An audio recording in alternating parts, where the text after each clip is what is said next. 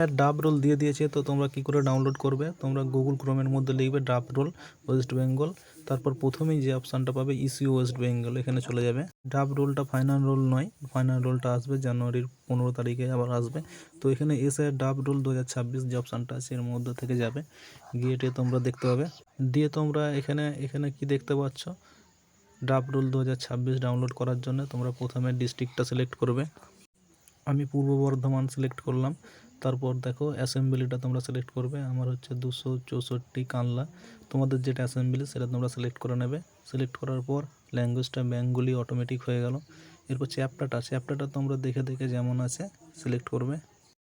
চ্যাপ্টারটা লেখা হয়ে যাওয়ার পর নিচের যে অপশানগুলো আছে এখান থেকে তোমাদের যেখানে ভোট হয় সেই স্কুলটার নাম সিলেক্ট করবে। যদি এখানে না থাকে নিচে থেকে পরের অপশানে তীর চিহ্ন দিয়ে পরের স্কুলের লিস্টটা পেয়ে যাবে। তো যে স্কুলে তোমাদের ভোট হয় এখান থেকে তার সামনের যে বক্সটা আছে এখান থেকে টিকটা মেরে দিয়ে ওপরের দিকে সিলেক্ট ডাব, এখানে ডাউনলোড অপশান আছে, ডাউনলোড সাকসেস দেখিয়ে দিল। দেখো ফাইলটা ডাউনলোড হচ্ছে। এবার আমি ওপেন করব। ওপেন করে তোমরা দেখে নেবে কার কার নাম আছে। তো লিস্ট ডাউনলোড হয়ে গেছে, তোমরা ভালো করে দেখে নেবে, তোমাদের নামটা এখান থেকে খুঁজে নেবে ঠিকঠাক আছে কি। ঠিক আছে বন্ধুরা।